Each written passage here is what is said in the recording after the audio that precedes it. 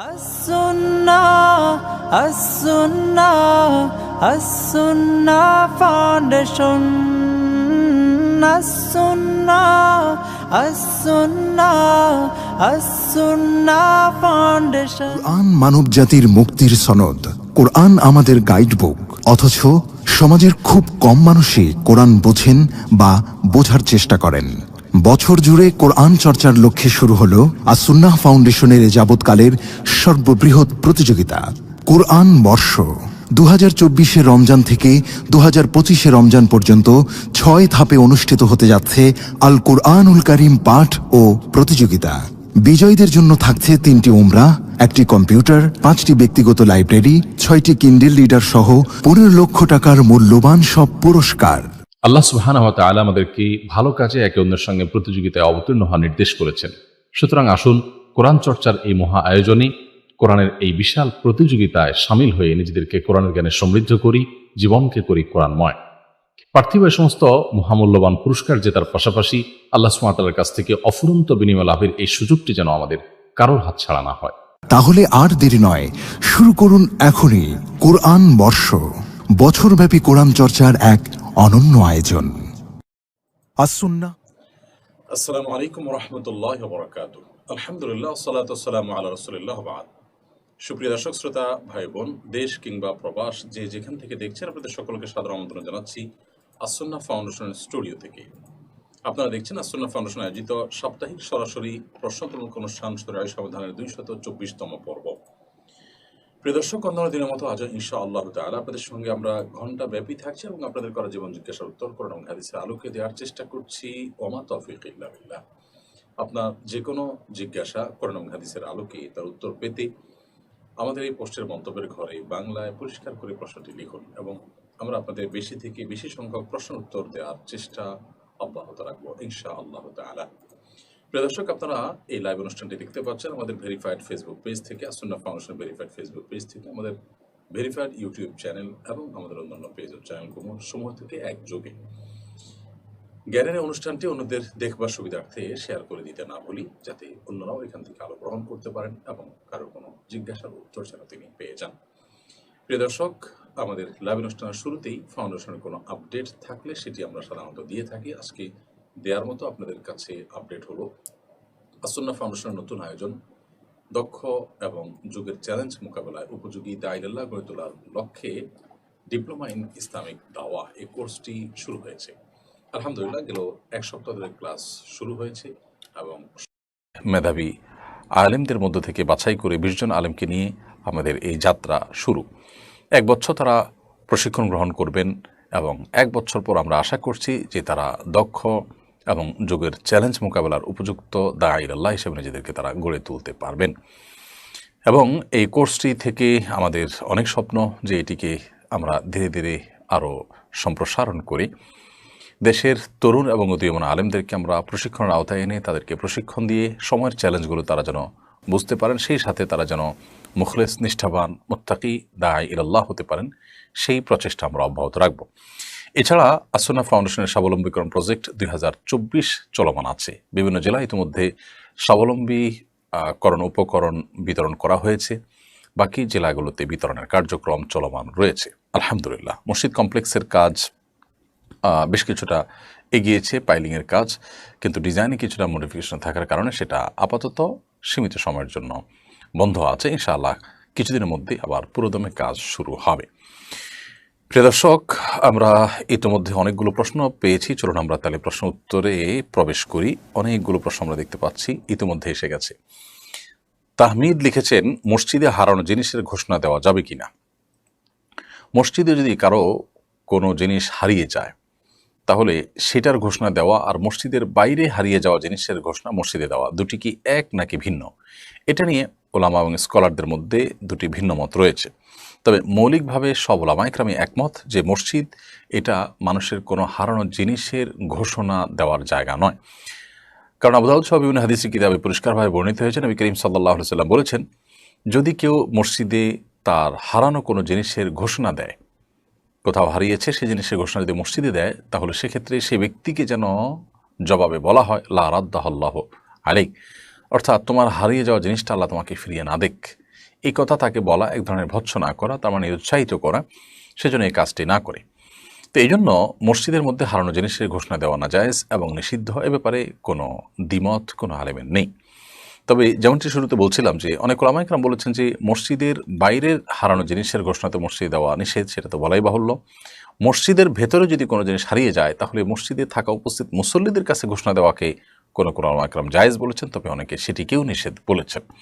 তো এই জন্য আমরা খোলাসা এবং সারাংশে এসে বলতে চাই, মসজিদে কোনো প্রকার হারানো জিনিসের ঘোষণা দেব না আমরা, এবং মসজিদে হারানো জিনিসের ঘোষণা সেটা মসজিদে হারাক আর বাহিরে হারাক, উভয় অবস্থাতেই মসজিদে হারানো জিনিসের ঘোষণা দেওয়াটা অনুচিত এবং নিষিদ্ধ হাদিসের আলোকে। তবে যদি মসজিদের ভেতর হারিয়ে যায় তাহলে মসজিদের দরজায় বা মসজিদের মুখে বাহিরের অংশে দাঁড়িয়ে ঘোষণা দেওয়া যেতে পারে, বা সেখানে কোনো প্রকার ঘোষণার ব্যবস্থা নেওয়া যেতে পারে। এছাড়া কেউ কোনো কিছু পেয়েছেন মসজিদের ভিতরে, তিনি বলতে পারেন যে আমি পেয়েছি, এই জিনিসটা কারোর হলে নিয়ে যান, সেটা ভিন্ন বিষয়। কিন্তু যার জিনিস হারিয়েছে তিনি ঘোষণা দেওয়ার জন্য মসজিদকে ব্যবহার করবেন না। আসলে মসজিদ দুনিয়াবি এ জাতীয় কাজের জন্য নয়, মসজিদ জনকল্যাণের জন্য এবং মানুষের বিবিধ কল্যাণ সাধন করবার জন্য মসজিদ ব্যবহৃত হবে।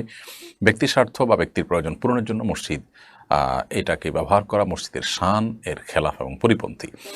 এজন্যই মসজিদের মধ্যে এমনকি নিজের প্রয়োজন পূরণের জন্য ভিক্ষা চাওয়া মানুষের কাছে বা হাত পাতা, সেটাও অনুচিত। এগুলো মসজিদের বাইরে করা দরকার, এবং যথাসম্ভব মসজিদকে ইবাদতের জায়গা এবং দুনিয়াবি কোনো কাজ যদি করতে হয় সেটা হবে জনকল্যাণমূলক কাজের কেন্দ্র। সেই হিসাবে সেটি হতে পারে যেমন সমাজের মানুষের কীভাবে কল্যাণ সাধন করা যেতে পারে, সেই চিন্তা, সেই ভাবনা, সেই আলোচনা, এগুলো মসজিদে হতে পারে। অতএব মসজিদে হারানো জিনিসের ঘোষণা দেওয়া থেকে আমরা বিরত থাকব। মাসুম মাহমুদ আপনি লিখেছেন, আমি আগামী বছর হজে যাওয়ার নিয়ত করেছি। আসুন্নাহ ফাউন্ডেশন এবছর যে হজ প্রশিক্ষণ এর আয়োজন করেছে আগামী বছর সেটি হবে কিনা, তাহলে আমি আগামী বছর প্রশিক্ষণ অংশগ্রহণ করতে চাই। জি ভাই মাসুম আহমদ, আসুন্নাহ ফাউন্ডেশন থেকে প্রতি বছরই আমরা আল্লাহর ঘরের মেহমানদের জন্য, হজ যাত্রীদের জন্য প্রশিক্ষণের ব্যবস্থা নিয়ে থাকি। দিনব্যাপী এই প্রশিক্ষণে আমরা পাওয়ার পয়েন্টের মাধ্যমে পুরো হজের আয়োজনটাকে প্রস্তুতি থেকে নিয়ে দেশে ফিরে আসা পর্যন্ত পুরো বিষয়টাকে কয়েকশো স্লাইডের মাধ্যমে, কয়েকশো আপনার ফটো এর মাধ্যমে আমরা এটাকে তুলে ধরার চেষ্টা করে থাকি, যাতে একেবারে দিনের আলো মতো পরিষ্কার হয়ে যায় পুরো বিষয়টি। তো এটি যেহেতু প্রতি বছর হয়ে থাকে, আগামী বছর ইনশাআল্লাহ আশা করছি আল্লাহ যদি আমাদেরকে বাঁচিয়ে রাখেন এবং তৌফিক দান করেন, আগামী বছরও ইনশাআল্লাহ হজের প্রশিক্ষণ হবে এবং আপনি সেটি গ্রহণ করতে পারবেন। তবে যারা এই বছর হজে যাচ্ছেন এবং আবেদন করেছেন, এরকম আবেদনকারীদের মধ্যে 1300 আবেদনকারী ছিলেন, তাদের মধ্যে 600 জনকে আমরা প্রশিক্ষণ দিয়েছি। ইনশাআল্লাহ চট্টগ্রামে আগামী 11 তারিখে বাকি 3 থেকে 400 মানুষের প্রশিক্ষণ হবে, এবং আগামীকালকে আমাদের ফাউন্ডেশনের অডিটোরিয়ামে কিছু মানুষকে প্রশিক্ষণ করানো হবে। তো সর্বসাকুল্যে আমাদের কাছে যারা আবেদন করেছেন তাদের সবাইকে আমরা প্রশিক্ষণের আওতায় আনছি এবং তাদের সবাইকে আমরা প্রশিক্ষণের সার্ভিসটি দিচ্ছি, এবং এটা আসুন্নাহ ফাউন্ডেশনের দাওয়ামূলক কার্যক্রমের অংশ। এটার জন্য কোনো প্রকার বিনিময় আমরা গ্রহণ করছি না, বরং সকল খরচ খরচা ফাউন্ডেশন থেকেই বহন করা হচ্ছে হাজী সাহেবদের খেদমতেই। সুমাইয়া মজুমদার আপনি লিখেছেন, দাঁড়িয়ে জুতা পরার ব্যাপারে হাদিসে নাকি নিষেধ আছে, কথাটা কতটুকু সঠিক দয়া করে জানাবেন। জুতা পরার ব্যাপারে নবী করিম সাল্লাল্লাহু আলাইহি সাল্লামের বেশ কয়েকটা টুকরো টুকরো নসিহা পাই বা উপদেশ পাই আমরা। এর মধ্যে থেকে একটি হলো যে এক পায়ে জুতা পরে আরেক পা খালি রেখে হাঁটা নিষেধ রয়েছে হাদিসে। অতএব মসজিদ থেকে বের হলে বা বিভিন্ন সময় দেখা যায় যে জুতার একটা এক মাথা আরেকটা আরেক মাথায়, তো প্রয়োজনে আমরা হাত দিয়ে নিয়ে যাব, দুটো একসাথে পরবো, কিন্তু শুধু এক পায়ে জুতা পরে আরেক পা খালি রেখে হাঁটবো না। আরেকটি নির্দেশনা আছে নবী সাল্লাল্লাহু আলাইহি ওয়াসাল্লাম, সেটা হলো যে খালি পায়ে হাঁটা, মাঝে মধ্যে খালি পায়ে হাঁটা কিন্তু সুন্নাহ, সেজন্য আমরা খালি পায়ে হাঁটতে পারি। আজকাল অবশ্য ডাক্তাররা আমাদেরকে পরামর্শ দিয়ে থাকেন মাঝে মধ্যে খালি পায়ে হাঁটার জন্য। নবী সাল্লাল্লাহু আলাইহি ওয়াসাল্লামের সুন্নাহ এটি, এবং এটি আমাদের স্বাস্থ্যগত উপকারও যেমন বয়ে আনে, ঠিক তেমনিভাবে আমরা সুন্নাহ আদায়ের নিয়তে যখন করবো, নবী সাল্লাল্লাহু আলাইহি ওয়াসাল্লামের অনুসরণ নিয়তে যখন করবো, তখন এর মাধ্যমে আমরা সওয়াব লাভ করব। অতএব আমরা চেষ্টা করবো ইনশাআল্লাহ বিইذনিল্লাহ এই সুন্নাহটাকেও জিন্দা করার। কিন্তু এর বাইরে আপনি যেটি লিখেছেন যে দাঁড়িয়ে জুতা পরার পরে নিষেধাজ্ঞা আছে, আমার জানা নেই যে এরকম কোনো হাদিস আছে দাঁড়িয়ে জুতা পরা নিষেধ। আমরা দাঁড়িয়েই সাধারণত জুতা পরি, এবং নবী করিম সাল্লাল্লাহু আলাইহি ওয়াসাল্লাম জুতা পরার জন্য বসেছেন, বসে বসে জুতা পরতেন, এরকম কোনো কথা আমার জানা নেই। অতএব জুতা পরার ব্যাপারে আমরা দুটি সুন্নাহ পেলাম। আরেকটি গুরুত্বপূর্ণ সুন্নাহ হলো যে কোনো ক্ষেত্রে আল্লাহ তাআলা ডানকে পছন্দ করেন। ইন্নাল্লাহা ইউহিব্বুত তায়াম্মুন ফি কুল্লি শাই হাত্তা তানাউলা ওয়া তারাজ্জুল। সব বিষয় আল্লাহ সুবহানাহু ওয়া তাআলা ডানকে পছন্দ করেন। সেজন্য একজন ইমানদার জুতা পরার ক্ষেত্রেও ডান পা আগে পরবে, বাম পাও পরে পরিধান করবে। এটি জুতা পরার সুন্নাহ আমরা বলতে পারি। এরপর MDNA আইডি থেকে আপনি লিখেছেন, আমি কৃত্রিম প্রজনন কর্মী। আমি গরুর হিমায়িত সিমেন্ট বা বীর্য বিভিন্ন কোম্পানির কাছ থেকে ক্রয় করে সংরক্ষণ করে রাখি একটি পাত্রে। খামারির গরু ডাকে আসলে আমাকে কল দিলে আমি কৃত্রিম প্রজনন করে আসি। এর বিনিময়ে আমার খরচ বাদ দিয়ে কিছু লভ্যাংশ নেই। এই টাকা আয় করা হালাল কিনা? দেখুন, এমনিতে তো আমরা জানি যে নবী করিম সাল্লাল্লাহু আলাইহি ওয়াসাল্লাম থেকে পরিষ্কারভাবে নিষেধাজ্ঞা রয়েছে আপনার গরুর আপনার আপনার গাভীর মধ্যে আপনার পাঠার যে প্রজনন, এই প্রজনন করিয়ে তার বিনিময় গ্রহণ করা, এটা নিষেধ রয়েছে। তো এই নিষেধাজ্ঞার ব্যাপারে আপনার বিভিন্ন ব্যাখ্যা বিশ্লেষণ রয়েছে। সবগুলোকে সামনে রাখলে যেটি আমাদের সামনে পরিষ্কার হয় তা হলো যে এটার জন্য খরচ খরচা বা এটার জন্য যখন একটা বিশেষ প্রক্রিয়ার ব্যাপার স্যাপার থাকবে তখন বিনিময় আপনি গ্রহণ করতেই পারেন, কিন্তু তা যদি না হয় তাহলে তুচ্ছ জিনিসের বিনিময় গ্রহণ করার ব্যাপারে মূলত নিষেধাজ্ঞা রয়েছে। অনেক মুহাদ্দিসগণ বলেছেন এখানে উদ্দেশ্য হলো যে তুচ্ছ জিনিসের বিনিময় যেন মানুষ গ্রহণ না করে, বরং এগুলো যেন মানুষ একে অন্যের সাথে সহযোগিতামূলকভাবে আদান প্রদান করে, এটি হলো মুখ্য উদ্দেশ্য। কিন্তু তার জন্য যখন একটা অ্যারেঞ্জমেন্ট থাকে, ব্যবস্থাপনা থাকে, এখানে ব্যয়ের ব্যাপার থাকে, ইনভেস্টের ব্যাপার থাকে, সময়ের ব্যাপার থাকে, তখন সেটার বিনিময় গ্রহণ করা যাবে। সেই হিসাবে ইনশাআল্লাহ আপনি এটার বিনিময় গ্রহণ করতে পারেন। এরপরে প্রশ্ন করেছেন KM হাফিজুর রহমান। আপনি লিখেছেন, আমার বাবা মৃত্যুর আগে আমার আম্মাকে বলেছেন আমরা যে ঘরে থাকি সে ঘরে যেন না থাকি, কিন্তু আমাদের বাহিরে জায়গা না থাকার কারণে এখনও এখানেই থাকছি। এখন আমাদের বিপদ আপদ লেগেই আছে, আমাদের করণীয় কি? আপনার বাবা কোনো ঘরে থাকতে নিষেধ করেছেন, সেজন্যই আপনাদের বিপদ আপদ লেগে আছে, এরকমটি মনে করবার কোনো কারণ থাকতে পারে না। তিনি নিষেধ করেছেন কোন বিবেচনা থেকে, কি কারণে, সেটা আল্লাহ তাআলা ভালো জানেন। তবে এটা ঠিক যে বিভিন্ন সময় বিভিন্ন ঘরবাড়ি, বিভিন্ন বাসা, এগুলোতে মানুষ যখন থাকে তখন অনেক সময় দেখা যায় বিপদ আপদ লেগে থাকে, বেবরকতি বা অকল্যাণ থেকে থাকে। তো আশ-শু'মু ফিল মারআতি ওয়াল মাসকানি ওয়াদ দাব্বা, এই ধরনের একটা বর্ণনা রয়েছে যে আপনার আবাসন বা থাকার জায়গা, এখানে কখনো কখনো দেখা যায় অকল্যাণ এর মুখোমুখি মানুষ হয়। এরকম পরিস্থিতিতে আপনি সেই ঘর বা সেই বাড়ি পরিবর্তন করার উদ্যোগ নিতে পারেন। তবে আপনার বাবা নিষেধ করেছেন তাই সেখানে আপনার অকল্যাণ আসছে, নিষেধাজ্ঞা লঙ্ঘন করছেন, ব্যাপারটিকে এভাবে যোগ বিয়োগ করার সুযোগ নেই, বরং এটি এমনিতেই হতে পারে। আবার হতে পারে যে কাকতালীয়, আপনার কাছে মনে হচ্ছে ঘরের সাথে সংশ্লেষ আছে, তেমনটি হতে পারে। তবে যেহেতু ঘরের মধ্যে অকল্যাণ বা বিবরকতির সম্ভাবনা থাকে, সেজন্য আপনি ঘর বা আবাসন চেঞ্জ করতে পারেন। আর যদি আপনার চেঞ্জ করার সামর্থ্য না থাকে তো এটা আপনার জন্য শরিয়া দৃষ্টি কিন্তু কোনো আবশ্যিক কোনো কিছু নয়। মাসুম আহমদ লিখেছেন, আমি আগামী বছর হজে যাব। আপনার প্রশ্নের উত্তর আমরা দিয়েছি। মারিয়াম জাহান সীমা লিখেছেন, আমি যে জায়গায় নামাজ পড়ি তার পাশে ড্রেসিং টেবিলের আয়না আছে, আমার নামাজের মধ্যে আয়নার দিকে নজর চলে যায়, এতে কি আমার নামাজ হবে? আমরা যখন সালাত আদায় করব তখন এমন কোনো কিছু আমাদের দৃষ্টি সীমানার মধ্যে থাকা উচিত নয় যা আমাদের সালাতের মনোযোগকে নষ্ট করে, সালাতের মনোযোগে ব্যাঘাত সৃষ্টি করে। অতএব আমরা যখন সালাত আদায় করব ঠিক আমাদের সামনে যদি আয়না থাকে এবং সেই আয়না যদি আমাদের চোখ পড়ে, অর্থাৎ আমাদের দৃষ্টির সীমানার মধ্যে থাকে, তাহলে সেক্ষেত্রে সেটা অনুচিত হবে। হয় আমি তার ডানে বামে এমন কোনো জায়গায় দাঁড়াবো যে আয়না চোখ পড়বে না, অথবা পেছনে দাঁড়াবো যে এত দূরে চোখ যাবে না, অথবা কিছু দিয়ে আয়না ঢেকে নিব, এমনটি করা আমাদের উচিত এবং কর্তব্য। তারপরও যদি এরকমটি না করে আমরা আয়নাকে সামনে রেখে নামাজ আদায় করে ফিরি, নামাজ হয়ে যাবে, কিন্তু নামাজটি মাকরু হবে, আমাদের মনোযোগ নষ্ট হওয়ার মতো বিষয় সেখানে থাকার কারণে। বিশেষ করে যদি কেউ আয়নার দিকে তাকায় সেক্ষেত্রে নামাজ মাকরু হবে।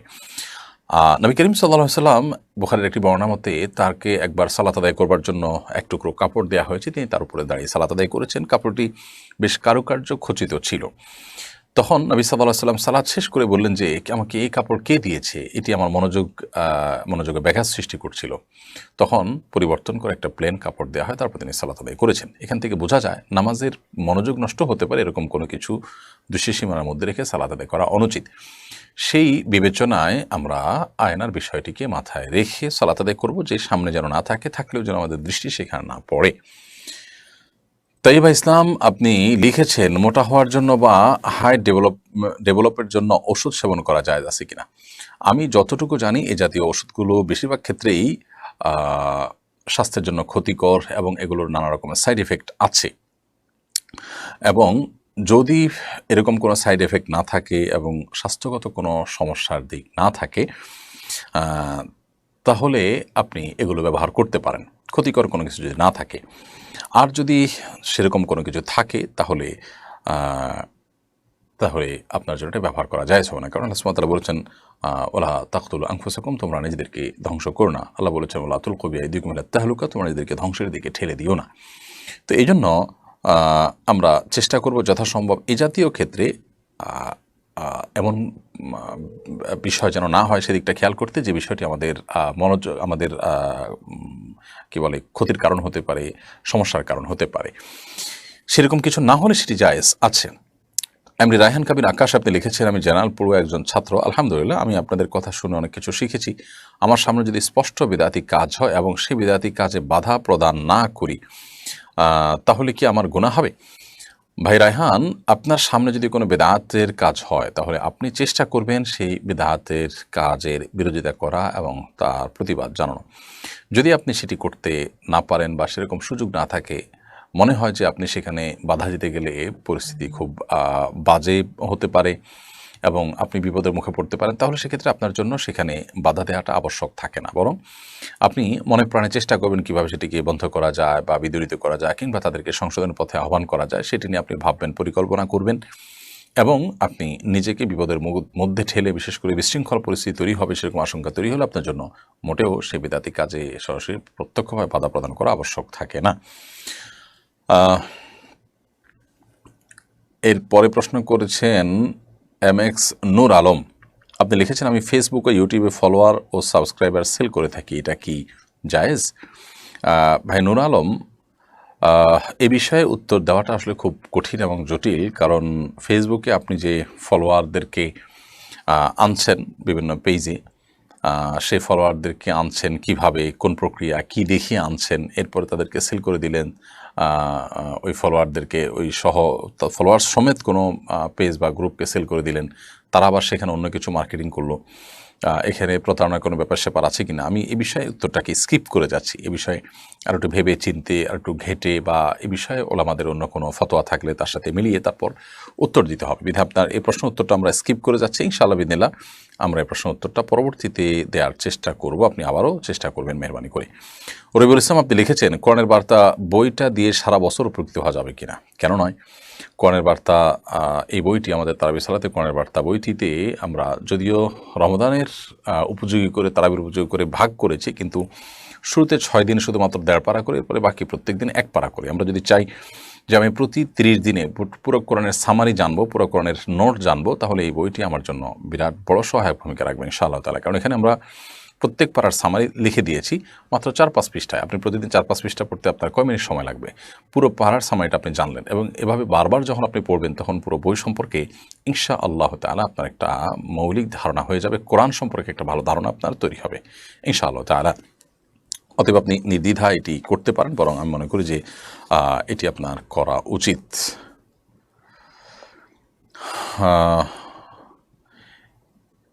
এরপরে মুস্তাফিজুর রহমান নাইম আপনি লিখেছেন অমুসলিমের হাসি শুনলে আমরা উত্তরে কি বলবো? অমুসলিমের হাসি যদি আমরা শুনি তাহলে সেক্ষেত্রে তার জন্য ভিন্নতর কোনো কিছু বলবো এরকম কোনো বর্ণনা নেই। তবে সাধারণত কোনো মুসলিম যখন হাসি দেন তিনি হাসি ইয়েতে আলহামদুলিল্লাহ বলবেন, হাসি যিনি দিবেন তিনি আলহামদুলিল্লাহ বলার পর আমরা জবাবে ইয়ারহামুকাল্লাহ বলবো যখন যারা শুনবো তারা। এটা নবী করিম সাল্লাল্লাহু আলাইহি ওয়াসাল্লাম মুসলিমের অধিকার হিসেবে উল্লেখ করেছেন। হাক্কুল মুসলিম আদাল মুসলিম সিত, এক হাদিস রয়েছে যে এক মুসলমান অন্য মুসলমানের প্রতি 6টি অধিকার রয়েছে। তো সেই অধিকারগুলোর মধ্যে থেকে একটি হলো এটি যে আলহামদুলিল্লাহ বললে আমরা বলবো ইয়ারহামুকাল্লাহ, আল্লাহ তোমার প্রতি রহম করুক। কোনো অমুসলিম হাসি দিলে তিনি তো আসলে আলহামদুলিল্লাহ বলবেন না। যেহেতু তিনি আলহামদুলিল্লাহ বলবেন না, অতএব তাকে ইয়ারহামুকাল্লাহ বলার অপশনও থাকছে না এবং তাদের জন্য আলাদা কিছু বলার অপশনও নাই। অতএব আমরা নীরবতা অবলম্বন করবো বাহ্যিকভাবে, সেটিই বোঝা যায়। আর উত্তর দেওয়ার যে আবশ্যকতা রয়েছে হাসির জবাবে, সেটি আমরা অবশ্যই মুসলিমের আলহামদুলিল্লাহর জবাবে বলবো, কারণ মুসলিম তো আলহামদুলিল্লাহ বলবেই না, সে অপশনই নেই। তাছাড়া এটা মুসলমানের অধিকার হিসাবে হাদিসে উল্লেখ করা হয়েছে। এমটি রহমান আপনি লিখেছেন, আমার বয়স এখন 19, আমার দাড়ি 2 মুষ্টির বেশি, আমি কি দাড়ির কিছু অংশ কাটতে পারি বা ছাড়তে পারি? ভাই এমটি রহমান, আপনার এই বয়সে 2 মুষ্টির বেশি যেহেতু দাড়ি রয়েছে, আপনি থুতনির নিচে হাত ধরার পর অতিরিক্ত অংশের যে দাড়িটা, আপনার 1 মুষ্টির অতিরিক্ত যে দাড়িটা, সেটা আপনি চাইলে কাটতে পারবেন। একাধিক সাহাবী থেকে বুখারী শরীফের হাদিসের আলোকে এটি বর্ণিত যে তারা 1 মুষ্টির অতিরিক্ত দাড়ি কেটেছেন। যদিও প্রিয় নবী সাল্লাল্লাহু আলাইহি সাল্লামের সাধারণ নির্দেশনাগুলো দেখলে আমরা দেখি যে তিনি বলেছেন আফুল্লুহা আর খুল্লুহা, তোমরা দাড়িকে ছেড়ে দাও, দাড়িকে বড় করো। দাড়ি কাটার ব্যাপারে কোনো নির্দেশনা হাদিসে নেই, বরং লম্বা করতে বলা হয়েছে, ছেড়ে দিতে বলা হয়েছে, বড় করতে বলা হয়েছে। অতএব আমরা সেই চেষ্টা করব। এর বাইরে দাড়ি যদি কেউ 1 মুষ্টির পরে কাটেন, তাহলে সাহাবীদের বিভিন্ন আমল দ্বারা, বিভিন্ন হাদিস দ্বারা সেটি জায়েজ প্রমাণিত হয়। বিশেষ করে যখন সেটি অনেক বড় হওয়ার কারণে আপনার বিড়ম্বনা তৈরি হবে, পেশাবের ছিটা আসবে, বোতামের তেলে লাগাতে সমস্যা হবে, জাতীয় সমস্যা যদি তৈরি হয়, তাহলে সেক্ষেত্রে আরও বেশি এটা আপনার জন্য জায়েজ। আপনার সাধারণ অবস্থাতেও এটি জায়েজ রয়েছে। যদিও আরবের ওলামা ইকরাম দাড়ির ব্যাপারে তাদের নির্দেশনা হলো যে দাড়ি লম্বা করতে থাকো, এবং সেটা যত লম্বাই হয় হোক, কাটাকাটির দরকার নেই, এবং তারা কাটাকাটির অবকাশও আছে বলেন না, কারণ হাদিসে শুধু লম্বা করতে বলা হয়েছে, কাটা কথা বলা হয়নি। নবী সাল্লাল্লাহু আলাইহি ওয়াসাল্লাম হাদিসে সাহাবীদের আমল দ্বারা প্রমাণিত, সেটাকে অবশ্য তারাও স্বীকার করবার সুযোগ নেই, অস্বীকার করার সুযোগ নেই, কারণ সেটি বুখারী শরীফের হাদিসে কিতাবে বর্ণিত হয়েছে। অতএব খোলাসা কথা হলো, আপনার যদি 2 মুষ্টির বেশি দাড়ি লম্বা হয়ে যায়, তাহলে সেক্ষেত্রে আপনি 1 মুষ্টির অতিরিক্ত অংশ কেটে সুন্দর করে এটাকে পরিপাটি করতে পারবেন। পারভিন সুলতানা তাসনোভা এআইডি থেকে আপনি লিখেছেন, এখন টয়লেট আর বাথরুম একসাথে থাকে, আমরা গোসল করতে যাওয়ার সময় কি টয়লেটের দোয়া পড়ে যাব? গোসল যখন আমরা করতে যাব, তখন বাহির থেকে বিসমিল্লাহ বলে আমরা ঢুকতে পারি, যেহেতু ভেতরে প্যান বা কমোড এবং আমাদের শাওয়ারের যে স্প্রে, সেটা যেহেতু পাশাপাশি থাকে সাধারণত এবং কোনো আড়াল থাকে না, বিধায় ওখানে গিয়ে আল্লাহর নাম আমরা নেব না, বাহির থেকে বিসমিল্লাহ বলে তারপরে গিয়ে ভেতরে ওযুর যে অন্যান্য কার্যক্রম, হাত ধোয়া, মুখ ধোয়া, সেগুলো আমরা করে তারপর গোসল করব। সেক্ষেত্রে ওযুর যে সুন্নাহ বিসমিল্লাহ পড়া, সেটাও আদায় হয়ে যাবে। আবার টয়লেটের মধ্যে আল্লাহর নাম নেওয়া যে মাকরুহ, সেটি থেকেও আমরা বেঁচে থাকতে পারবো। শামিমা পারভিন আপনি লিখেছেন, আমার স্বামী সারাদিন কাজ করেন, বাড়িতে আসার পর পরিবারকে সময় না দিয়ে ফোন নিয়ে পড়ে থাকেন, এতে আমাদের দূরত্ব তৈরি হচ্ছে, পরিবারকে সময় না দেওয়ার কারণে সে কি গুনাহগার হবে? এটি আসলে আপেক্ষিক বিষয়। পরিবারকে সময় না দেওয়ার কারণে তিনি গুনাহগার হতে পারেন যদি সেটা চরম পর্যায়ে হয়, কোনোভাবেই পরিবারের দিকে খেয়াল করছেন না, তাদের মৌলিক প্রয়োজন পূরণের দিকেও মনোযোগ দিচ্ছেন না, এরকম যদি হয় তাহলে তিনি গুনাহগার হতে পারেন। আর যদি সেরকম না হয় তাহলে তিনি গুনাহগার না হলেও এটি তার তাকওয়ার জন্য ক্ষতিকর। এটি আল্লাহ সুবহানাহু ওয়া তাআলা যে বলেছেন, ওয়াশিরুহুন্না বিল মারুফ, তোমরা তোমাদের স্ত্রীর সাথে বসবাস করবে, পরিবারের সাথে বসবাস করবে সুন্দরভাবে। এই সুন্দরভাবে উত্তম রূপে বসবাসের পরিপন্থী হওয়ার কারণে এটি অবশ্যই তার জন্য অনুচিত, অন্তম কাজ, এবং এটি তার তাকওয়ার জন্য ক্ষতিকর। পুরুষ হোক আর নারী, প্রত্যেকে পরিবারের এক সদস্যদের একে অন্যকে পর্যাপ্ত সময় দেওয়া উচিত সাধ্য অনুযায়ী। অহেতুক মোবাইলে, সোশ্যাল মিডিয়াতে ডুবে থাকা এবং নানা রকমের আসক্তি, সেটা টেলিভিশন হোক, মোবাইল হোক, এগুলো নিয়ে ডুবে থাকা, এটা কখনো প্রশংসনীয় কোনো কাজ নয়। এটা আমাদের স্বাস্থ্যের জন্য যেমন ক্ষতিকর, মানসিক স্বাস্থ্যের জন্য ক্ষতিকর, আমাদের পারিবারিক জীবনকে সুন্দর এবং সৌহার্দ্যপূর্ণ করার জন্য এটি বড় ধরনের প্রতিবন্ধকতা সৃষ্টি করে। সেজন্য একজন দায়িত্বশীল মুসলিম, তিনি নারী হোক আর পুরুষ হন, তিনি এ ধরনের আসক্তি থেকে বেঁচে থাকার জন্য আপ্রাণ চেষ্টা করবেন। আল্লাহ তাআলা আমাদেরকে তৌফিক দান করুন। এটি খুব ভয়াবহ রূপ পরিগ্রহ করেছে, বহু সংসারে অশান্তি, এমনকি ছাড়াছাড়ির পর্যায় পর্যন্ত চলে যায় শুধুমাত্র এই জাতীয় বিষয়ে স্বামী স্ত্রী পরস্পরের প্রতি দায়িত্বশীল না হওয়ার কারণে এবং সচেতন না হওয়ার কারণে। আমাদের উচিত নিজেদের ব্যাপারে নিজেদের কঠোর সিদ্ধান্তে আসা, যদি আমরা এই আসক্তি থেকে কোনোভাবে বের হয়ে আসতে না পারি। ফারজানা ইসলাম আপনি লিখেছেন, দিনের পথে অটুট থাকতে কি কি করণীয় দয়া করে বলবেন। দিনের পথে অটুট থাকবার জন্য সর্বপ্রথম দরকার হলো দৃঢ় সংকল্প, যে আমি আমার দিনের ব্যাপারে যদি সিরিয়াস হই, আমি যদি সত্যিকারের দিনদার হয়ে থাকি, আমি যদি বুঝে শুনে মুমিন হয়ে থাকি, তাহলে দিন এবং ঈমানের পথ থেকে বিচ্যুত হওয়ার কোনো সুযোগ আমার নেই।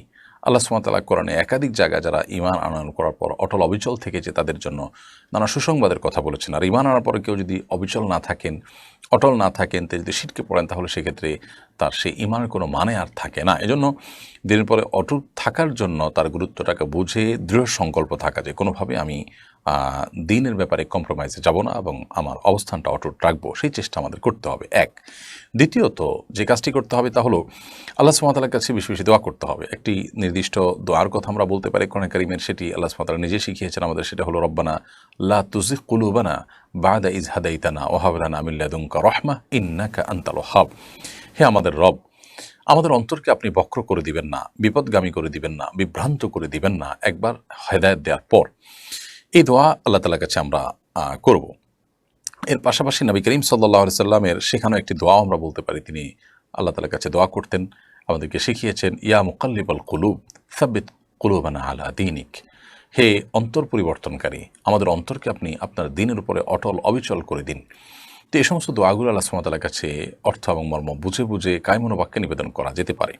তৃতীয়ত, দ্বীনের উপর অটল থাকবার জন্য দ্বীনি সোসাইটি, দ্বীনি সার্কেল মেনটেন করা উচিত, দ্বীনি পরিবেশে আমাদের থাকা উচিত। আল্লাহ সুবহানাহু ওয়া তাআলা বলেছেন, ইয়া আইয়ুহাল্লাযীনা আমানুত্তাকুল্লাহ ওয়া কুনু মা'আস সাদিকিন। হে ঈমানদারগণ, তোমরা তাকওয়া অবলম্বন করো এবং সত্যবাদীদের সাথে, ভালো মানুষদের সাথে, যারা সত্যবাদিতা অবলম্বন করে তাদের সাথে থাকো বা তাদের সঙ্গ অবলম্বন করো। তো এই সত্যবাদিতার এই গুণ যাদের মধ্যে আছে বা ভালো মানুষ যারা আছে তাদের সাথে, যাদের ভেতর বাহির একরকম, কপটতা নেই, কোনো প্রকার প্রতারণা নেই, সরলতা আছে, নেফাক নেই, ঈমান আছে, ফিস্ক নেই, তাকওয়া আছে, সেই মানুষগুলোর সান্নিধ্যে যত বেশি আমরা থাকবো, তাদের কাছে যত বেশি থাকবো, উঠা বসা হবে, সেরকম পরিবেশে যত বেশি নিজেকে আমি আবদ্ধ রাখবো, তত বেশি ইনশাআল্লাহ বিইذনিল্লাহ আমার মধ্যে দ্বীনের উপরে অটলতার গুরুত্ব এটি আঁচ হবে, অনুভব হবে এবং আমরা দ্বীনের উপর অটল থাকতে পারবো। মনজুর আহমেদ চট্টগ্রাম থেকে সম্ভবত আপনি লিখেছেন, খারাপ স্বপ্ন দেখা থেকে বাঁচার উপায় কি? অনেক সময় মানুষ দুঃস্বপ্ন বা যে স্বপ্ন দেখে মানুষ ভড়কে যায়, ভয় পেয়ে যায়, এগুলো অনেক সময় শারীরিক দুর্বলতার কারণে হয়, মানসিক অবসাদগ্রস্ত থাকার কারণে হয়। অতএব সেটি যেন না হয় সেটি খেয়াল করা দরকার। অনেক সময় নির্ঘুম থাকার কারণে, অল্প ঘুমালে বা সামান্য ঘুমানোর সময় এই ধরনের পরিস্থিতি তৈরি হয়। এটারই নানা গবেষণা আছে, আপনি একটু খুঁজে দেখতে পারেন।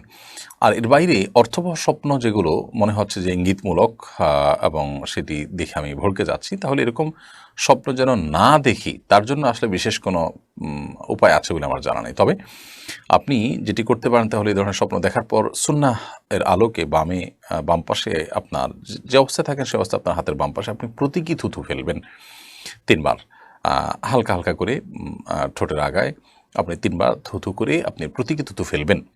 এর বাইরে আমানতু বিল্লাহি ওয়া রাসূলিহি পড়বেন এবং সম্ভব হলে সুযোগ থাকলে 2 রাকাত সালাত আদায় করবেন এবং সেই স্বপ্ন মানুষের কাছে বলে বেড়াবেন না। এগুলো হলো দুঃস্বপ্ন বা খারাপ স্বপ্ন দেখার পর করণীয়। আমিনা খাতুন আপনি লিখেছেন, এহরাম অবস্থায় মহিলাদের মুখ ঢাকা যাবে কি না?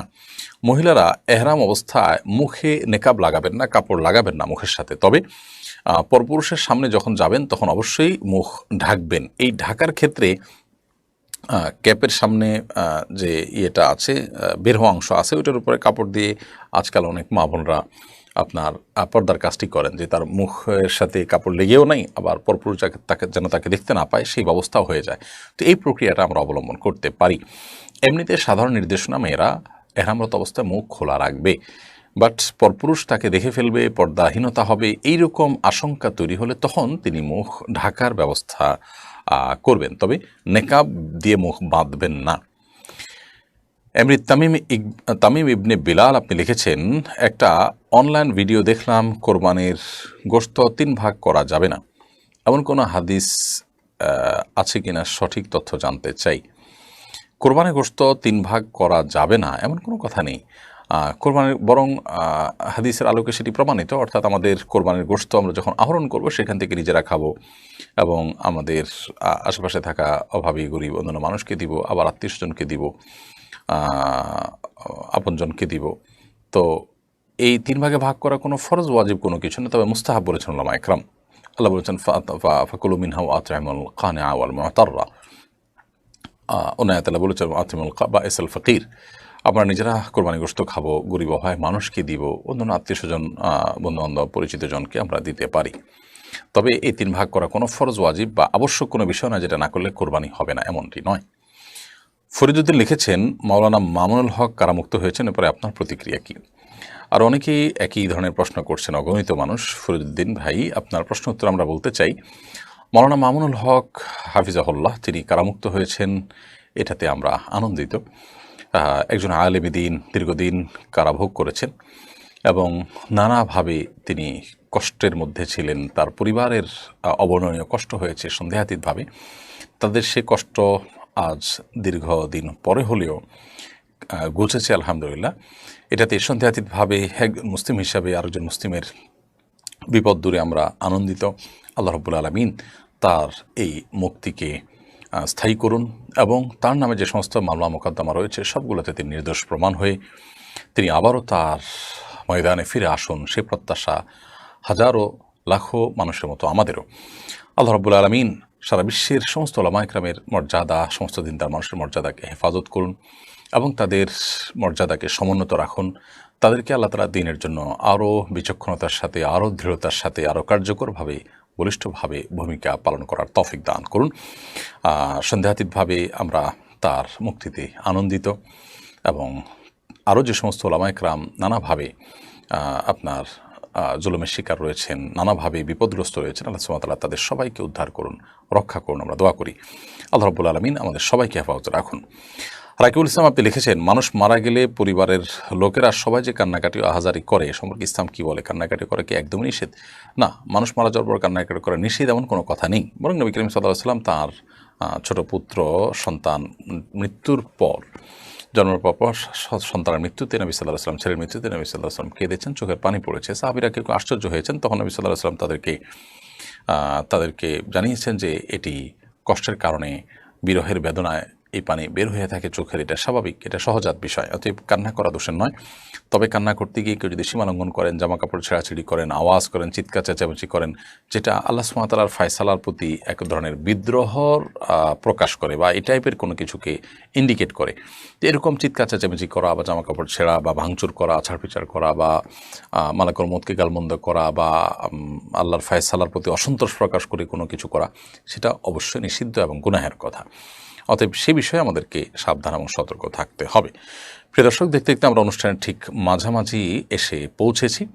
এ পর্যায়ে সময় হয়েছে ছোট্ট একটি বিরতিতে যাবার। আশা করছি আমাদের সঙ্গেই থাকবেন। বিরতির পর আমরা আবারও ফিরে আসছি শরীআহ সমাধান অনুষ্ঠানে। অসহায় দরিদ্রদের দারিদ্র্য দূরীকরণ ও স্বাবলম্বীকরণের লক্ষ্যে আসুন্নাহ ফাউন্ডেশন পরিচালনা করছে স্বাবলম্বীকরণ প্রকল্প।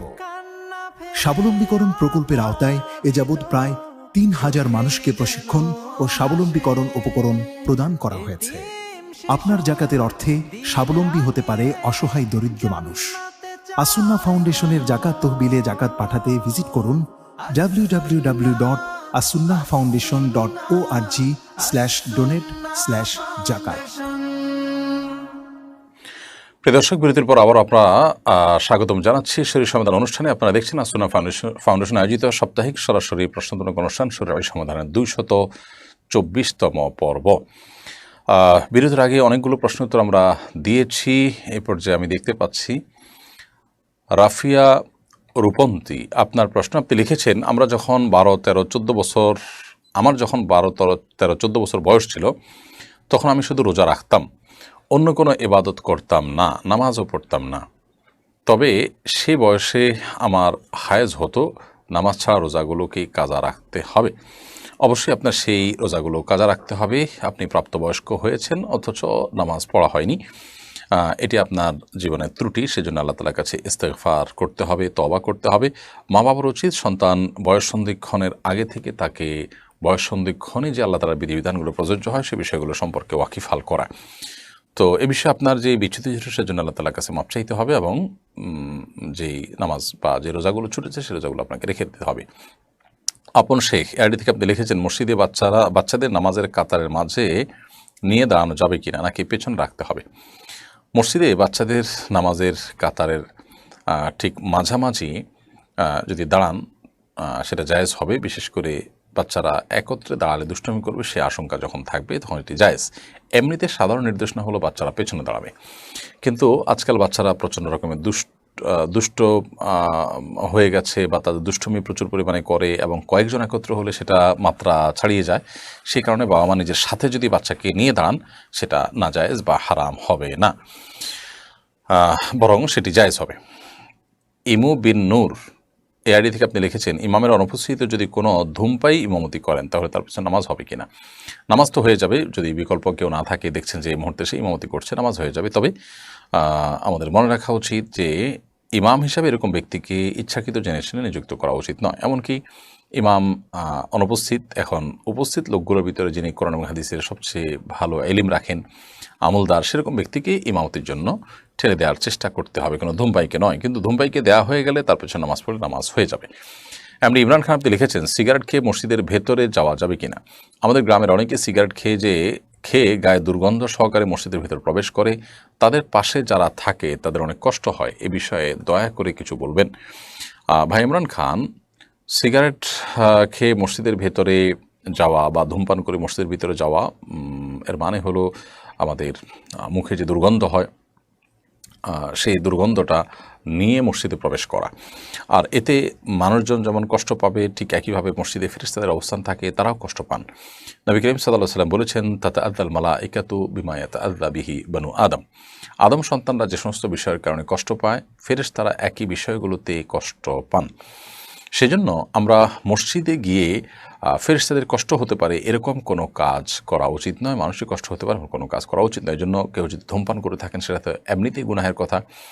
তারপর ধূমপান করে মসজিদে তিনি যেতে হবে, নামাজ তো পড়তেই হবে, সেক্ষেত্রে তাকে ওযু করে মুখ ধুয়ে পরিষ্কার করে কুলি করে ভালো করে মুখের দুর্গন্ধ দূর করে নিয়ে তারপরে মসজিদে প্রবেশ করা উচিত। যদি একান্ত দুর্গন্ধ দূর করতে নাও পারেন, তার চেষ্টা থাকতে হবে অন্তত যে আমি কুলটুলি করে দুর্গন্ধ দূর করব, এরপর তিনি মসজিদে প্রবেশ করবেন। মমিনুল ইসলাম আপনি লিখেছেন, স্ত্রী মারা গেলে স্বামীর শোক পালনের কোনো বিধান আছে কিনা, থাকলে কতদিন বা কীভাবে? সাধারণ যত শোক পালন আছে সেগুলো 3 দিনের বেশি শোক পালন করা জায়েজ নেই।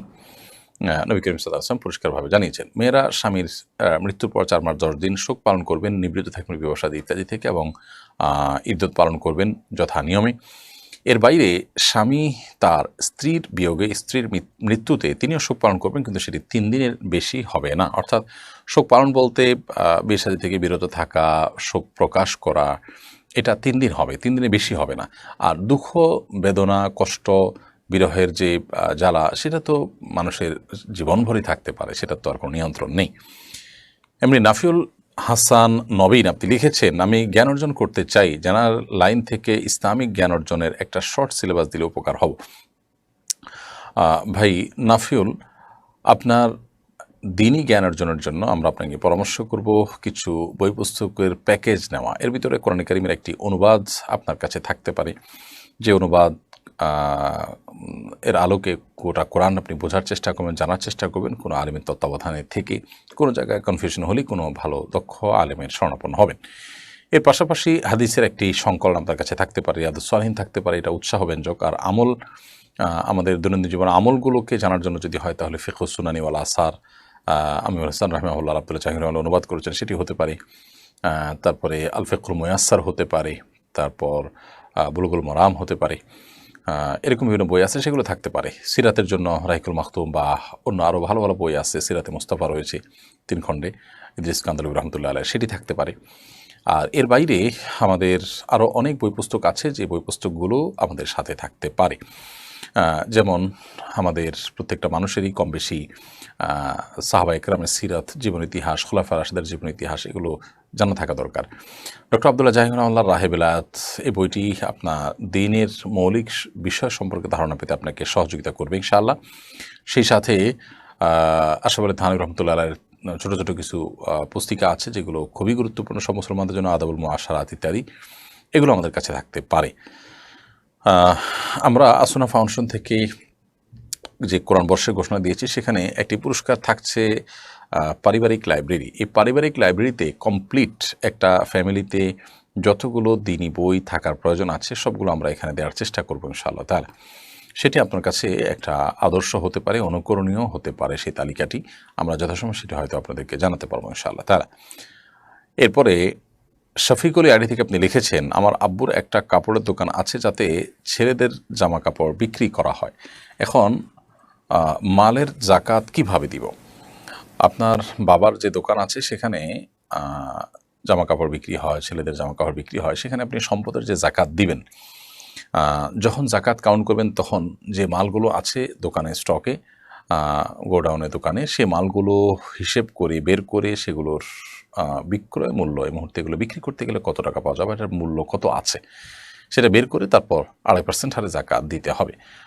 মাহমুদা খাতুন লিখেছেন, সালাতে মনোযোগ তৈরির জন্য কি চোখ বন্ধ করে সালাত পড়া যাবে? মনোযোগ তৈরি করার জন্য চোখ বন্ধ করে সালাত পড়তে পারেন, তবে সাধারণ এবং স্বাভাবিক অবস্থা চোখ খোলা রাখাটাই হলো সুন্নাহ নবী সাল্লাল্লাহু আলাইহি ওয়াসাল্লামের, স্বাভাবিক রাখা। মনোযোগ আমার বেশি সৃষ্টি হয় চোখ বন্ধ করলে, না হলে মনোযোগ ধরে রাখা কঠিন হয়, তো মনোযোগ বৃদ্ধি করবার জন্য আমি চোখ বন্ধ করলাম, এটি জায়েজ আছে। এমনিতে সাধারণ অবস্থাতে স্বাভাবিকভাবে চোখ খোলা রাখাটাই হলো সুন্নাহ। আনিতা আখতার আপনি লিখেছেন, মেয়েদের পিরিয়ডের সময় কি হাতে গ্লাভস পরে কোরআন তেলাওয়াত করা যাবে? কোরআনে কারিমের তেলাওয়াত পিরিয়ড অবস্থায় না করাটাই হলো জমহুর উলামায়ে কেরামের মত, অর্থাৎ করা যাবে না, পিরিয়ড অবস্থাতে মেয়েরা কোরআন তেলাওয়াত করবেন না, এটি হলো জমহুর বা সংখ্যাগরিষ্ঠ ইমামদের মত। কোনো কোনো ইমামগণ ইবনে তাইমিয়া রাহিমাহুল্লাহ সহ কেউ কেউ বলেছেন যে করতে পারবেন, কিন্তু সংখ্যাগরিষ্ঠের মত হলো করতে পারবেন না। এখানে আসলে গ্লাভস দিয়ে ধরছেন বা অন্য কিছু দিয়ে ধরছেন কি ধরছেন না এটা ইস্যু নয়, ইস্যু হলো যে তেলাওয়াত করা না করা নিয়ে। ধরাটা চাইতে ধরতে তো পারবেনই না, কিন্তু তেলাওয়াত করবেন না, তাহলে সেক্ষেত্রে এই টাইমে আপনি কী করবেন? আপনি ইসলামিক অন্যান্য পুস্তক পড়বেন, কোরআনের বিভিন্ন ব্যাখ্যা গ্রন্থ আছে সেগুলো পড়তে পারেন, হাদিসের গ্রন্থ পড়তে পারেন, অন্যান্য আমল করতে পারেন, কিন্তু তেলাওয়াত করবেন না, এটি হলো সংখ্যাগরিষ্ঠ ইমামদের মত। মোবারক হোসেন লিখেছেন, আমার খালা বিধবা এবং নিঃসন্তান, তার সকল সম্পত্তি মৃত্যুর পর জীবিত আত্মীয়রা যেন দান করে দেয় এমন ওসিয়ত তিনি করতে চান, সম্পূর্ণ সম্পত্তি দান করা ঠিক হবে কিনা এ ব্যাপারে তিনি আপনার মতামত জানতে চাচ্ছেন। কেউ নিঃসন্তান সে অবস্থায় তিনি তার সমস্ত সম্পত্তি দান করে দিতে চাইলে দিতে পারেন, যেহেতু বিশেষ করে তার কোনো সন্তান সন্ততি নেই, তিনি চাইলে জীবদ্দশায় সমস্ত সম্পদ দান করে দিতে পারেন। অথবা তিনি যদি ওসিয়ত করে যান তাহলে সেক্ষেত্রে ওসিয়তের ক্ষেত্রে পূর্ণাঙ্গ সম্পদ এর ওসিয়ত করলেও 1/3 পর্যন্ত ওসিয়ত কার্যকর করা হবে, আর বাকিটা তার আত্মীয় স্বজনের মধ্যে যারা যারা বেঁচে আছেন তাদের মধ্যে ভাগ বন্টন হবে। আর দান ব্যাপারটা হলো তিনি চাইলে নিজে দান করে দিতে পারেন পুরোটা, তিনি চাইলে উল্লেখযোগ্য অংশ বা ম্যাক্সিমাম অংশ দান করে দিলেন, সামান্য অংশ থাকলো সেটার জন্য ওসিয়ত করলেন, তার কিছু দান হলো 1/3, আর বাকিটুকু তার ভাই ব্রাদার অন্য কেউ থাকলে তাদের জন্য শরিয়ার বিধান অনুযায়ী বন্টন হলো, এরকমটি করা উত্তম হবে। জুবাইর হোসেন আপনি লিখেছেন, নগদে কোনো পণ্যের এক দাম আর বাকিতে একটু বেশি দাম নিয়ে বিক্রি করলে কি সুদ হবে? না, এটা কারণ সুদ হবে না। নগদে আপনি এক দামে বিক্রি করছেন, বাকিতে আরেক দামে বিক্রি করছেন, বা নগদে কিনলে একরকম বিক্রি করছেন, কিস্তিতে কিনলে আরেক দামে বিক্রি করছেন, এরকম যদি হয় তাহলে সেক্ষেত্রে সেটা সুদের আওতায় পড়বে না। তাহারাত তাননীর আপনি লিখেছেন, আমরা যারা শহরে থাকি তারা চুল ফেলবো কোথায়? ময়লা ঝুড়িতে ফেললে কি গুনাহ হবে? মানুষের শরীরের প্রত্যেকটা অঙ্গ প্রত্যঙ্গ সম্মানের পাত্র। আল্লাহ সুবহানাহু ওয়া তাআলা বলেছেন, ওয়ালাকাদ কাররামনা বানি আদম, আমি আদম সন্তানদের সম্মানিত করেছি, মর্যাদা বান করেছি। এজন্য মানুষের শরীরের কোনো অঙ্গ প্রত্যঙ্গের অসম্মান হয় এমন কোনো প্রক্রিয়া, এমন কোনো পদ্ধতি অবলম্বন করা উচিত নয়। অতএব চুল হোক অন্য কিছু হোক এগুলোকে মাটিতে পুঁতে ফেলতে পারলে ভালো হয়, কমপক্ষে মাটিতে ফেলে দিলেন, কিন্তু ময়লা আবর্জনার সাথে সেটা ফেলাটা এটা অনুচিত, তবে এর কারণে কোনো হারাম বা বড় গুনাহ হবে ব্যাপারটা সেরকম না। আজহারুল ইসলাম লিখেছেন, একটু নামাজ কালাম করলে বা ভালো কাজ করলেই মনের ভিতরে অহংকার চলে আসে, এ থেকে বেঁচে থাকার উপায় কি? অহংকার থেকে বেঁচে থাকার জন্য প্রথমত আমার চাইতে আরও অনেক ভালো ইবাদতবন্দি করছেন সে মানুষগুলোর কথা চিন্তা করা যেতে পারে, কল্পনা করা যেতে পারে, মাথায় আনা যেতে পারে, স্মরণ করা যেতে পারে। সেই সাথে আমার সালাত যেভাবে হওয়া দরকার, আল্লাহর বান্দিগি যেভাবে হওয়া দরকার, আল্লাহ আমাকে যেভাবে একটি সুন্দর জীবন দিয়েছেন, সুন্দর শরীর দিয়েছেন, সুস্থতা দিয়েছেন, অসংখ্য নেয়ামতের মধ্যে আল্লাহ তাআলা আমাকে ডুবিয়ে রেখেছেন, সেখানে আমি আল্লাহ সুবহানাহু ওয়া তাআলার এত নেয়ামত পাওয়ার পরও ইবাদত যে করছি, নামাজ সঠিকভাবে আদায় করছি না, মনোযোগ ঠিকমতো থাকছে না, আমার ত্রুটিগুলো নিয়ে পর্যালোচনা হওয়া দরকার, স্মরণ হওয়া দরকার, তাহলে সেক্ষেত্রে অহংকার আসবে না। তাছাড়া যে কোনো অর্জনের পর সেটির ক্রেডিট যখন আমরা আল্লাহকে দিব, আমরা যখন বলবো প্রশংসা আল্লাহর, কারণ তিনিই তৌফিক দিয়েছেন, তিনি আমাকে তৌফিক দিয়েছেন তাই হয়েছে, এই স্বীকৃতি যখন আমরা প্রকাশ করব, মনে প্রাণে দিব, তখন আমাদের মধ্যে অহংকার আসার সুযোগ লাভ করবে না।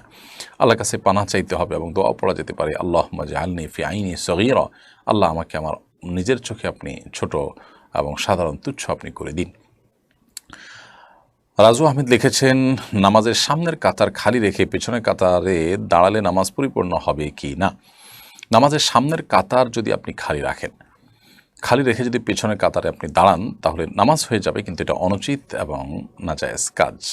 সামনের কাতার খালি থাকলে সেই কাতার পূরণ করে তারপরে আপনার পেছনের কাতারে দাঁড়ানোর ব্যাপারে চেষ্টা করা উচিত, অন্যথায় সেটি আপনার সালাতকে ত্রুটিপূর্ণ করবে এবং এটি আপনার জন্য অনুচিত কাজ হবে। এরপর প্রশ্ন করেছেন রিয়াদুল ইসলাম মারুফ, আপনি লিখেছেন আমি কিভাবে বুঝবো যে আমার ইবাদত কবুল হচ্ছে কি না। দেখুন, আপনার ইবাদত কবুল হচ্ছে কি না এটাকে নিশ্চিতভাবে জানার কোনো উপায় বা সুযোগ নেই। আপনি শুধুমাত্র বিভিন্ন আলামত দেখে আন্দাজ করতে পারেন, সুধারণা করতে পারেন, জাস্ট এটুকু। তো ইবাদত কবুলের একটি আলামত হলো সেই ইবাদত আগের চাইতে আরও ভালোভাবে আর নিয়মিতভাবে করতে পারা বা কন্টিনিউ করতে পারা। এটা ইবাদত কবুলের একটা লক্ষণ, অনেক উলামায়ে কেরাম, অনেক অভিজ্ঞ স্কলারগণ বলেছেন। তো সেখান থেকে আমরা ধারণা করতে পারি যে আমাকে আল্লাহ সুবহানাহু ওয়া তাআলা একবার ইবাদতের তৌফিক দিয়েছেন, একবার তো আবারও তৌফিক দিয়েছেন, সুন্দরভাবে করার তৌফিক দিয়েছেন, কায়মন বাক্যে আমি করতে পারছি, তাহলে সম্ভবত আমার দোয়া ইবাদত আল্লাহ তাআলা কবুল করেছেন। তাছাড়া ইবাদত কবুলের যদি বাহ্যিক শর্তগুলো আমি পূরণ করে থাকি, হালাল উপার্জন থাকলো, শিরক মুক্ত থেকে আমি ইবাদত করছি, সুন্নাহ সম্মতভাবে ইবাদত করছি, তাহলে সেক্ষেত্রে সেই ইবাদত আল্লাহ সুবহানাহু ওয়া তাআলার কাছে কবুল হচ্ছে, সেই সুধারণাই আমাদের থাকবে ইনশাআল্লাহ তাআলা। মাহমুদা ঈশা ইয়াডি থেকে আপনি লিখেছেন কাউকে জন্মদিনের শুভেচ্ছা জানানো যাবে কিনা। জন্মদিন উপলক্ষে যত আনুষ্ঠানিকতা আছে এগুলো ইসলামের সাথে এগুলো চায় না, এবং ইসলামের যে আপনার ধ্যান ধারণা এর সাথে এগুলো সঙ্গতিপূর্ণ নয়। বরং জন্মদিন উদযাপনের যে প্রক্রিয়া, বিশেষ করে কেক কাটা ইত্যাদি, এগুলোর সাথে সুস্পষ্টভাবে অন্য ধর্মাবলম্বীদের ধর্মীয় বিশ্বাসের একটা সংশ্লেষ আছে। এ বিষয়ে একটু স্টাডি করলে আমরা অনেকেই জিনিসটি ক্লিয়ার হতে পারবো। আমরা ইনশাআল্লাহ বিদিনিল্লাহ বিষয়ে স্বতন্ত্র ভিডিওর মাধ্যমে আপনাদেরকে সতর্ক করার চেষ্টা করব, ইনশাআল্লাহ বিদিনিল্লাহ শেয়ার করার চেষ্টা করব। এমনিতে কারোর জন্মদিন উপলক্ষে আপনি তাকে শুভেচ্ছা জানান, তাতে আপনি কোনো গুনাহ করেছেন, অপরাধ করেছেন, ব্যাপারটা এমন নয়। কিন্তু জন্মদিন কেন্দ্রিক যে আনুষ্ঠানিকতা, সেটা হোক শুভেচ্ছা জ্ঞাপন, এটি আসলে ইসলামিক কোনো কালচার বা কৃষ্টি নয়। একজন মুসলিম হিসাবে আল্লাহ সুবহানাহু ওয়া তাআলা আমাকে যে কৃষ্টি দিয়েছেন, আমার যে সংস্কৃতি রয়েছে, সেটি আমার জন্য যথেষ্ট এবং পূর্ণাঙ্গ।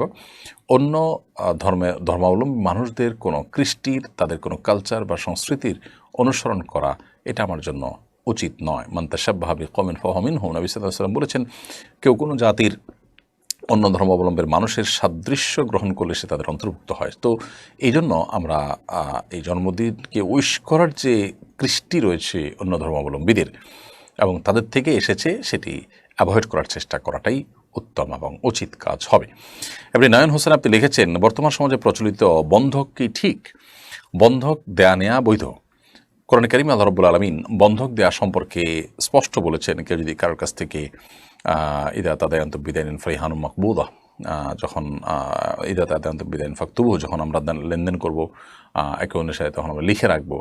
এবং যদি এমন হয় যে আমরা কোনো জায়গায় কারোর কাছ থেকে ঋণ নিতে গেলে তিনি আমাকে দিয়ে আনসেফ ফিল করতে পারেন, তাহলে সেক্ষেত্রে আমরা বন্ধক রেখে লোন নিতে পারি। কোরআনে পরিষ্কারভাবে বলেছে, বিধায় বন্ধক নেওয়া জায়েজ আছে, বন্ধক রাখাও জায়েজ আছে। কিন্তু বন্ধকি জিনিস যিনি লোন দিয়েছেন বন্ধক রেখে, তার জন্য ভোগ করা জায়েজ নয়। তিনি এটা রেখে দিবেন শুধুমাত্র গ্যারান্টি হিসাবে, তার যে লোন তিনি দিয়েছেন সেটা যদি আদায় করতে ঘড়িমসি করা হয়, তাহলে এটা বিক্রি করে বা উদ্যোগ নিয়ে তিনি এটার বিহিত করবেন, সেই চেষ্টা তিনি করতে পারেন। এর বাইরে আসলে বন্ধক দিয়ে তার সুবিধা গ্রহণ করাটা মাকরুহ, অনুচিত এবং নাজায়েজ কাজ।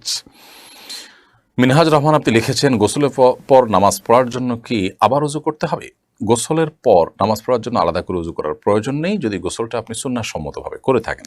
সুন্নাহ সম্মত গোসল কি? সুন্নাহ সম্মত গোসল হলো শরীরের কোনো জায়গায় নাপাক লেগে থাকলে, সেটা কাপড় হোক, শরীর হোক, সেই জায়গাটাকে আগে আলতোভাবে ধুয়ে ফেলতে হবে। এরপর দুই হাতের কবজি ভালো করে ধুয়ে 3 বার, ঠিক ওযুর মতো করে 3 বার কুলি, ওযুর মতো নয়, ওযুর নিয়ত করে একেবারে 3 বার কুলি, 3 বার নাকে পানি, মুখ ধোয়া, হাত ধোয়া এবং মাথা মাসা করা।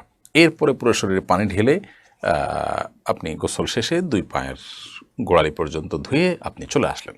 তাতে আপনার ওযু দিয়ে গোসল শুরু হলো, গোসল শেষ, ওযুর শেষ কাজটা পাও ধুয়ে আপনি বের হয়ে চলে আসলেন।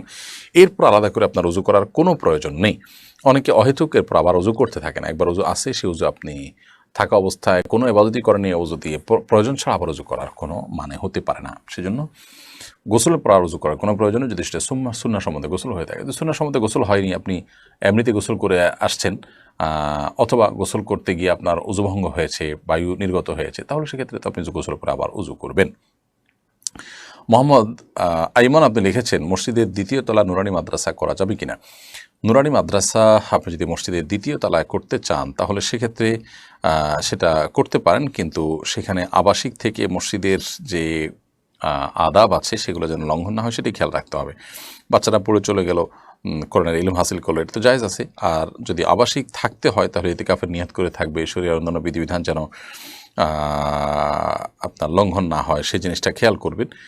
এগুলো অনেক গুরুত্বপূর্ণ বিধায় দোতলার নুরানি মাদ্রাসা হোক আর নিচতলা নুরানি মাদ্রাসা হোক বিধানে কী হবে। সেলিনা আক্তার আপনি ইউটিউব চ্যানেল থেকে আমাদের প্রশ্ন করেছেন, আমার বয়স 14, আমার অনেক চুলই পেকে গেছে, এখন কি চুল কলপ করা যাবে? চুল পেকে গেলে আপনি লাল কালার করতে পারেন, সেটা নিশ্চয়ই দেখতে অসুন্দর দেখায় না। সচরাচর 2-4টা চুল পাকলে সামান্য ওইটুকু চুল লাল কালার হলে পরে সুন্দরই লাগে। নবী করিম সাল্লাল্লাহু আলাইহি ওয়াসাল্লাম সাদা চুলকে অন্য কালারে পরিবর্তন করতে বলেছেন, তবে কালোকে পরিহার করতে বলেছেন। তিনি বলেছেন ওয়াজান নবী সেওয়া, তোমরা কালো কালার থেকে বেঁচে থাকবে। তো এই জন্য কালো কলব দিয়ে আপনি চুলের কালার পরিবর্তন করবেন না। বেগম ফেরদাউস আক্তার লিখেছেন, হারিয়ে যাওয়া জিনিস সাদকা জারিয়া করে দিলে তা কি জায়েজ হবে? হারিয়ে যাওয়া জিনিস, যার জিনিস তাকে খুঁজে বের করে দিতে হবে। তাকে খুঁজে বের করার জন্য যত রকমের প্রক্রিয়া হতে পারে, প্রচেষ্টা হতে পারে, তার সবগুলো আপনাকে অবলম্বন করতে হবে। আপনি সকল প্রক্রিয়া, সকল প্রচেষ্টা অব্যাহত রেখেছেন, তারপরও আপনি খুঁজে পাননি বা পাওয়ার কোনো সম্ভাবনা নেই, তাহলে এবার তার পক্ষ থেকে আপনি দান করে দিতে পারেন। কোনো গরিব মানুষকে, গরিব দুঃখীকে বা দানের কোনো খাতে আপনি দান করে দিতে পারেন। মোবাইল হসপিটাল রানীর বন্দর এআইডি থেকে আপনি লিখেছেন, সাদা চুল ও দাড়িতে বাজারের মেহেদি লাগানো যাবে কিনা? যাবে। বাজারের যে আর্টিফিশিয়াল মেহেদি আছে লাগানো যাবে, যদিও এটার উপর দিয়ে মনে হয় যে আলাদা প্রলেপ তৈরি হয়, তারপর এটি লাগানো যাবে, কারণ এই প্রলেপটা আসলে কেমিক্যালের কারণেই মনে হয়। এমডি ফারহান উদ্দিন আপনি লিখেছেন, মা তার সন্তানকে বলেন, তুই আমার ছেলে হলে এই কাজ করবি না, এ ধরনের কসমের বিধান কি? এটা কোনো কসমের মধ্যে পড়বে না, তবে মায়ের